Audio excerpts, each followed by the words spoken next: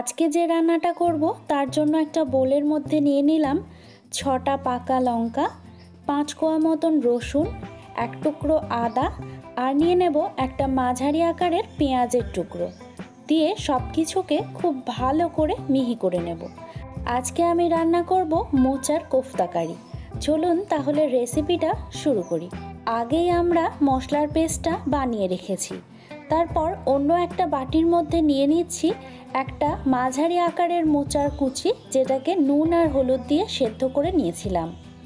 এবারে এর মধ্যে দিয়ে দেব একটা বড় আকারের সেদ্ধ করে নিয়ে গ্রেট করা আলু। তারপর একে একে সব মশলাগুলো দিয়ে দেব। প্রথমে দিয়ে দিচ্ছি হাফ চা চামচ পরিমাণ হলুদ গুঁড়ো, হাফ চা চামচ পরিমাণ নুন, হাফ চা চামচ পরিমাণ ধনে গুঁড়ো, হাফ চা চামচ পরিমাণ জিরে গুঁড়ো আর দিয়ে দেব 1 টেবিল চামচের মতন বেটে রাখা মশলাটা। বাইন্ডিংয়ের জন্য এখানে দিয়ে দেব 6 থেকে 8 টেবিল চামচের মতন বেসন। এখন সব কিছুকে খুব ভালো করে মিশিয়ে নেব। বেলপান্নার রেসিপিতে মিলিয়ারা সিম্পল লাইফস্টাইল থেকে দিদিভাই কমেন্ট করেছে, গরমের দিনে ঠান্ডা ঠান্ডা বেলের জুস অসাধারণ একটা রেসিপি হয়েছে। থ্যাংক ইউ সো মাচ দিদিভাই, এভাবেই পাশে থাকবেন। এদিকে কোপ্তা বানানোর জন্য মিশ্রণটাও কিন্তু একেবারে রেডি হয়ে গেছে। এখন কোপ্তাগুলো রেডি করব। তার জন্য হাতের তালুয় একটুখানি সর্ষের তেল মেখে নিলাম। এবারে অল্প অল্প করে পরিমাণ নিয়ে বলের আকারে তৈরি করে নেব।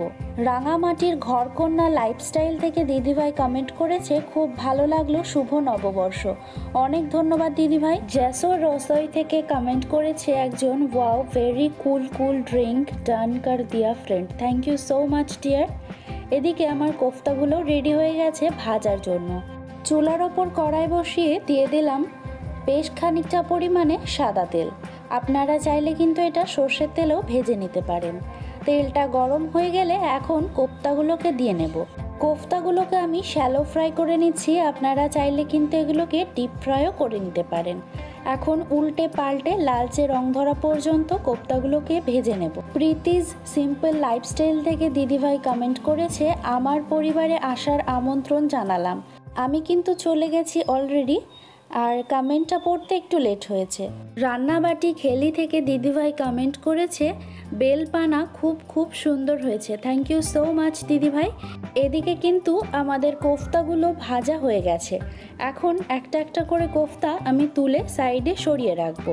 কোফতাগুলোকে নামিয়ে নিয়ে সাদা তেলটাকেও আমি কিন্তু নামিয়ে রেখেছি। এবারে কড়াইয়ের মধ্যে দিয়ে দেব 2 টেবিল চামচের মতন সর্ষের তেল। আপনারা চাইলে কিন্তু রান্নাটা সাদা তেলেও করতে পারেন। ফোড়নের জন্য দিয়ে দিলাম 1/4 চা চামচ গোটা জিরে, একটা শুকনো লঙ্কা, একটা দারুচিনির টুকরো, 2টো ছোট এলাচ আর 2টো লবঙ্গ দিয়ে কয়েক সেকেন্ডের জন্য ফোড়নটাকে ভেজে নেব। ফোড়ন থেকে সুন্দর স্মেল আসলে এখন আমি এর মধ্যে দিয়ে দেব বেটে রাখা মশলাটা, সাথে একটু বাটি ধোয়া জল দিয়ে দেব। এবারে এর মধ্যে একে একে সব মশলাগুলো অ্যাড করে দেব। প্রথমে দিয়ে দিচ্ছি হাফ চা চামচ পরিমাণ হলুদ গুঁড়ো, হাফ চা চামচ পরিমাণ নুন, 1 চা চামচ জিরে গুঁড়ো, 1 চা চামচ ধনে গুঁড়ো, 1 চা চামচ কাশ্মীরি লঙ্কার গুঁড়ো, হাফ চা চামচ দিয়ে দেব চিনি আর সবশেষে দিয়ে দিচ্ছি 1 চা চামচের মতন টমেটো কেচাপ। এবারে সব মশলাগুলো দিয়ে মিডিয়াম টু লো ফ্লেমে খুব ভালো মতন করে কষিয়ে নেব যতক্ষণ না পর্যন্ত তেল ছাড়ছে। টেকটনিক বিডি থেকে একজন কমেন্ট করেছে 142 nice, thank you so much. ফার্নাজেস কিচেন থেকে একজন কমেন্ট করেছে yummy, thank you so much dear. মশলাটা খুব ভালো মতন করে কষানো হয়ে গেছে। এখন গ্রেভির জন্য দিয়ে দেব এখানে 1.5 কাপের মতন গরম জল। গরম জলটাকেই ব্যবহার করার চেষ্টা করবেন। এখন মশলার সাথে জলটাকে খুব ভালো করে মিশিয়ে নিয়ে ফুটতে দেওয়ার জন্য অপেক্ষা করব। ফুটে উঠেছে, এখন এর মধ্যে দিয়ে দিলাম ভেজে রাখা কোফতাগুলো, দিয়ে হালকা হাতে সব কিছুকে খুব ভালো করে নাড়াচাড়া করে দেব। এখানে হালকা হাতেই নাড়াচাড়া করতে হবে, যেহেতু কোফতাগুলো খুবই নরম, ভেঙে যাওয়ার চান্স থাকে। দিয়ে দিলাম গরম মশলার গুঁড়ো 1/4 চা চামচের মতন, দিয়ে সব কিছুকে খুব ভালো করে মিশিয়ে নিয়ে এই সময়ে কিন্তু আমরা নুনটাকে অ্যাডজাস্ট করে নেব। প্রীতি সিম্পল লাইফস্টাইল থেকে কমেন্ট করেছে 143। Thank you so much dear. Shahida রান্না থেকে দিদিভাই কমেন্ট করেছে, বাহ অসাধারণ। থ্যাংক ইউ সো মাচ দিদিভাই, এভাবেই সকলে আমার পাশে থাকবেন, আর আপনাদের কমেন্ট পড়তে খুবই ভালো লাগে আমার। তো এইদিকে কিন্তু আমাদের রান্নাটা একদম কমপ্লিট হয়ে গেছে।